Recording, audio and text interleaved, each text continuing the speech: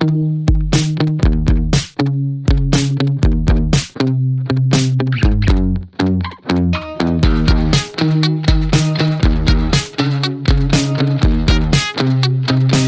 listening to The Andres Segovia Show.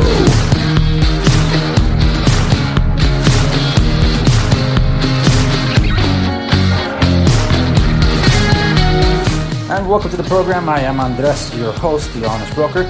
And in this episode, I am rehashing an episode that debuted on my YouTube channel. Because I'm assuming some of you might not be subscribed to my YouTube channel. And why aren't you? You missed out on some great content like the one I'm about to share with you now.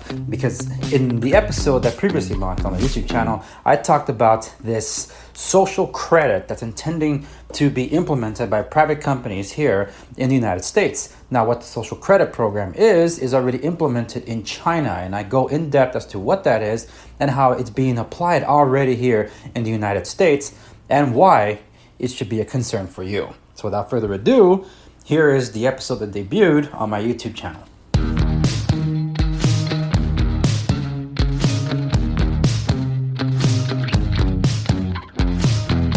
This is the Andres Segovia Show. Hey everyone, welcome to another video. I'm Andres and this is the Andres Segovia Show. This is where I get to talk about real estate, tech, and anything regarding life. But most of that happens on my podcast. So if you're not subscribed yet, by all means, please. Video description down below, you'll find a link to every single podcast directory you can find my show on. That's the meat of the show. It's every single Monday until I get tired. So check it out there, please.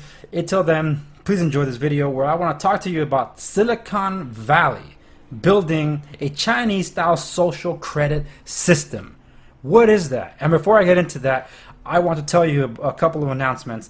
First one's in relation to some events coming up. For those of you living in Orange County and Los Angeles, if you're wanting an excuse to go to downtown LA or at least the LA Convention Center, now's your chance because mid-September, we got the big $1 million trade show and landlording conference. I don't like the name, but the point of this is that if you're in real estate, whether you own a home or are looking to buy in a property or also looking to see how you can monetize your current home and convert it into working capital to make it work for you, this is the place you want to go to because this is a place where they have a bunch of different seminars on how you can get started, on what things to watch out for, and what laws are changing in California that could affect your ability to capitalize on your investments. And also, most of all, is what crazy new laws are being proposed at Sacramento that could affect your current portfolio of property. So this is the place you want to be up to date on. And the best part of all, it's free. So this event and the other one, I'm going to leave links to the video in the video description down below where you can go register. This is from the Apartment Association of America, and it's AOAusa.com where you can go check out information about how to register. But again, I'll leave the links in the video description down below. This is September 12th, and just a couple of weeks after that is the Real Estate Imagine Expo. So this thing used to be called the California Association of Realtors. I'm a member of a few associations, this being one of them. And the California Association of Realtors, this is the big one. And it's also happening at the LA Convention Center. As it started September 24th and ending on September 26th. The only days that are free, though, are September 25 and 26. Even though this is catered specifically to realtors, that doesn't mean non-realtors can't go. So you can go for a nominal fee, but if you're a member of the association, this event is free for you. And the best part about both of these events is the exhibit halls, where you can get to mingle with different exhibitors, whether they're vendors, whether they're other partners in the same work that you do. You'll be able to get to know a lot of other people, network, and best of all, some of them are doing contests, giveaways, giving you a reason to stick around so you can be around for those giveaways. So just letting you know, again, I'll leave a link to these events in the description down below if you're interested in registering. I am not sponsored by any of them, but I will be at both of them. So you want to meet me? Come find me. I'll be at these two events. I haven't missed the landlord conference yet. I have to go again. It's twice a year, but the real estate one, this is once a year, and there's bound to be about 10,000 people. So just letting you know, these are the big ones. All right, that's it for the announcements of events. In terms of the other announcement I want to make, I will tell you at the conclusion of this video. Let's dive into this article from fastcompany.com about Silicon Valley building a Chinese-style social credit system. If you're not familiar with that, I like the introduction of this article because it summarizes that very thing. If you haven't heard about it, this is what it is. It's a technology-enabled, surveillance-based nationwide program designed to nudge citizens towards better behavior. The ultimate goal is to allow the trustworthy to roam everywhere under heaven while making it hard for the discredited to take a single step, according to the Chinese government. They're not making this up. This is true. In place since 2014, the social credit system is a work in progress that could evolve by next year into a single nationwide point system for all Chinese citizens, akin to the financial credit score. It aims to punish for transgressions that can include membership in or support for the Falun Gong or Tibetan Buddhism, failure to play. Oh my goodness, I'm tongue twisting now. Failure to pay debts, excessive video gaming, criticizing the government, late payments, failing to sweep the sidewalk in front of your store or house, smoking or playing loud music or on trains, jaywalking, and other actions deemed illegal or unacceptable by the Chinese government. This is the kind of stuff you expect from totalitarian regimes like this socialist place in China. They don't just punish wrongdoing, but they also want to reward the good stuff. So they're looking to also award points for charitable donations or even taking one's own parents to the doctor. Now, what kind of punishments are we talking about? This includes bans on leaving the country, using public transportation, checking into hotels, hiring for high visibility jobs, or acceptance of children to private schools. It can even result in slower internet connection and social stigmatization in the form of registration on a public black list. It's crazy. But guess what? This type of thing could be coming here to the United States through the tech companies. So how can it happen here? Here are some elements that the article will go on to explain about how it's being treated. Insurance companies. The New York State Department of Financial Services announced earlier this year that life insurance companies can base premiums on what they find in your social media posts. So that Instagram pic showing you teasing a grizzly bear at Yellowstone with a martini in one hand and a bucket of cheese fries in the other and a cigarette in your mouth could cost you. On the other hand, a Facebook post showing you doing yoga might save you money. Insurance companies have to demonstrate that social media evidence points to risk and not be based on discrimination of any kind. They can't use social posts to alter premiums based on race, disability, for example. So they can check your stuff and you can't stop them. Patreon scan, I'm not going to read this whole thing, but it's already set up in United States, Canada, Australia, and the United Kingdom. This is a place that checks for fake IDs when you go to bars. And when you scan, if it's fake, or since you're scanning in, if you're responsible for being a troublemaker at these places, you're basically blacklisted. And if you're blacklisted off somewhere in the United States, that means you could probably be blacklisted in all those bars that take Patreon scan, and by extension, every one of those countries, except Australia, because they use a separate system. But let's get something a little more personal you might be using. What's about Uber and Airbnb? So thanks to the sharing economy, the options for travels have been extended far beyond taxis and hotels. Let's talk about Airbnb. Airbnb bragged in March that it has now more than 6 million listings in its system.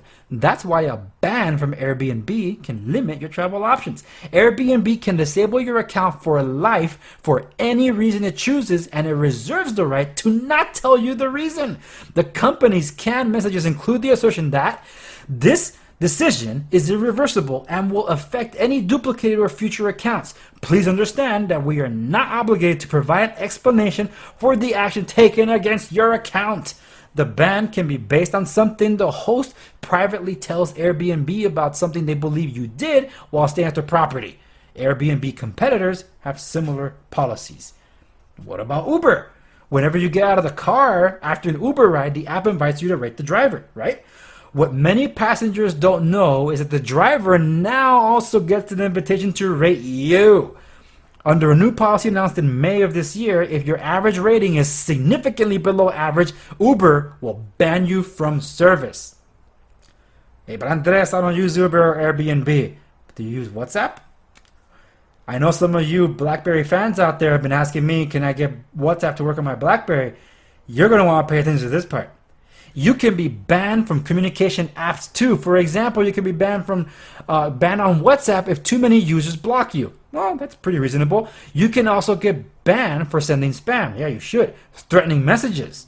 Trying to hack or reverse engineer the WhatsApp app, or using the service with an unauthorized app. Whoopsie. WhatsApp is small potatoes in the United States, but I know from a lot of you, that's like not being able to access a phone in America if you can't use WhatsApp to communicate. So what's wrong with the social credit anyway? This is the conclusion of the article. Let's get through it. Nobody likes antisocial, violent, rude, unhealthy, reckless, selfish, or deadbeat behavior. What's wrong with using new technology to encourage everyone to behave? The most disturbing attribute of social credit system is not that it's invasive, but that it's extra legal. Crimes are punished outside of the legal system, which means no presumption of innocence, no legal representation, no judge, no jury, and often no appeal. In other words, the Me Too movement, I mean, it's an alternative legal system where the accused have fewer rights. Social credit systems are an end around or an end run around the pesky complications of the legal system. Unlike China's government policy, the social credit system emerging in the United States is enforced by private companies. If the public objects to how those laws are enforced, it can't elect new rulemakers. An increasing number of societal privileges related to transportation, accommodations, communications, and the rates we pay for services like insurances are either controlled by technology companies or affected by how we use the technology services. And Silicon Valley's rules for being allowed to use their services are getting stricter. If current holds trends, it's possible that the future of a majority of misdemeanors and even some felonies will be punished not by Washington, D.C., but by Silicon Valley. It's a slippery slope away from democracy and towards corporatocracy. I hope I said that right. Corporatocracy. In other words, in the future, law enforcement may be determined less by the Constitution and legal code and more by the end-user license agreements. The things that you don't read, I sent to Pad. Yeah, the reason I'm reading this is because, well, yeah, my channel's about technology. My channel's about services as well. And also because I'm on YouTube and I was happy to be monetized as well. The thing is that for those of you that are regular YouTube consumers, maybe you heard of a little thing that happened, a little thing called the Vox Apocalypse. And that brought into question as to what role was YouTube playing in our First Amendment rights here in the United States. For those of you outside the United States, this might be a little foreign to you if you're not familiar with the way it's set up with how we're able to conduct ourselves on YouTube. YouTube itself has the protections and also assumptions of what is called a town square. A town square is basically like the corner of your street, wherever you might be, and anyone and everyone can go over to those corners and say what's on their mind. So long as it's not infringing on someone else's rights, for the most part, you can speak your mind, so long as you're not causing violence to other people. That is what YouTube is supposed to be like. But then there's something called the publishers. Publishers would be like the New York Times, for example, or television news channels. They control what they put out there because they're publishing the news. Well, YouTube wants to be able to do that, or they're acting like it. That's why there's been a lot of channels that have been demonetized because there's a lot of speech that they don't agree with. They've been shutting them down. This is an extension of that. Whereas they're supposed to be free access for people. It's like you're using this stuff, their services, supposedly for free, but you agree to basically give your soul to them because they have access to anything and everything you're putting up there. And now they're going to judge you based on what you're putting up there. Facebook controls Instagram and WhatsApp because they own it. Look at how much control they have. It's scary to see the extent that they're able to go. Imagine they're able to block you from being able to advertise, from being able to publish, produce, or do anything anywhere. If your livelihood's on the internet and you can't monetize anything because you're banned from one place and that one place is a friend with the other place and they ban you from there too, you got nowhere to be. And guess what? This has actually happened. Now, I don't want to mention what it is, just by simple fact that some of you might be familiar with it, and I don't want to enter the political realm, so to speak. But this is disturbing. I'm all for technology evolving. I am not for companies, privately owned, mind you, telling us how to live our lives. That's a very slippery slope, and it's a public debate that we have as to how we conduct ourselves. What is considered hate speech? What's considered assault?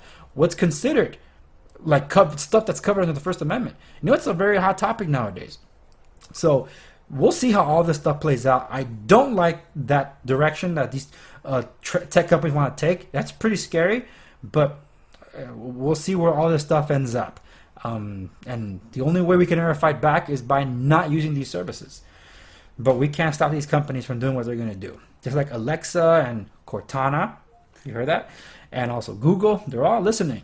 So how do we get control of our stuff back? Well, we have to show them. We're not just their puppets. We're not their batteries to the Matrix. Yeah, so that's scary stuff. Which leads me to my announcements. So my announcement is actually 2 announcements also, but they're not events. My announcement number 1 is, you probably heard me talk about Off the Record series. My Off the Record series is in the works, and for those of you that signed up for the limited run that I've been doing some beta testing on, thank you so much. You're most likely going to be very well compensated in the form of a membership to be determined later. Because I don't know how I'm actually going to do all that part yet. I'm excited because in the early stages. Off the Record is an extension of the series that I do in the podcast, where I can talk about anything and everything that I want without a concern for the censors. Because it's not hosted on YouTube and it's not hosted on the podcast directories. It's an exclusive thing to those that sign up to my website, www.theandressegovia.com, and that's where it will live. But it's not open to everyone just yet. It's by invite only, and it's just rolling out very, very slowly as we're in the background fixing some of the quirks and the tech stuff, because there's a lot of stuff that happens in the background. So I just wanted to mention about that. That's what's going on, and I can't wait to be able to make it more widely available so I can get people on board with that. Now, next up is if you heard me announce about my books, which I actually want to show you here on my site, that I am an author. And if you haven't picked up my books, why haven't you? And if you know a book lover in your life, by all means, get him a romantic comedy in the form of The Many Misadventures of Enoch Bellagio. Book number 1, Finding Love But Not Really. The second book, There and Back Again, Not a Hobbit's Tale. And the third book, the working title is The Search for the Purpose-Driven Life. Now, that one was supposed to come out by now, but I had to delay it to winter because I've been busy with this entire rebranding project and relaunch of the Andres Segovia Show. So I had to delay that book. But I have another announcement I want to make along those lines, that I will be releasing the Andres Segovia Show book. That one is the original transcripts of where my show came from, and the humble roots of where I came from as an activist, because I was a political activist and I covered a lot of different issues from 2003 to 2006, and all of that was in the form of a newsletter, which I compiled together into this book that has never seen the light of day, and I'm excited to finally make it available. The artwork is in works, and once I have that set, I'll be able to share it with you and let you know when it goes up for pre-order, because that one is coming early fall of this year. So I published 1 book a year for the past 2 years. This year, I'm looking to publish 2 and relaunch my project, the Andres Segovia Show. It's pretty crazy, and it's just a lot of stuff that I do just because I enjoy doing it, and now I get to make it available to all of you. So thank you all for all your support. Thank you to my new subscribers. If you are wondering who the heck I am and why this is not a BlackBerry-based video, well, that's why I'm leaving at the end of this video a link to my question and answer video, so you get to know more about me, where I come from, what I like, what I do, and also a link to my playlist of all my videos related to anything and everything BlackBerry, because I recognize through the analytics that it's those of you that have given me the views, that have given me the engagement, and I appreciate every single one of you. Even though this is not a BlackBerry-based channel, at least not so much as it used to be when I dealt exclusively with tech, but I do have a soft spot for BlackBerry. I do use one today, and I use services mostly across all my devices wherever I can, and that's why it's with all this scary tech stuff. That's why I'm like, why BlackBerry? Why? That's why I need you the most. But my business, unfortunately, is literally hooked up to all that. So it's hard to disconnect. It sucks. But at least I know I'm navigating tough waters. And if I have BlackBerry on my side with an Android, hey, at least I would trust that more so than a Samsung Android or an Apple iOS product. And that does it for this edition of the Andres Segovia Show. Remember to like, share, and subscribe wherever you might be listening to the program so you can be in the know.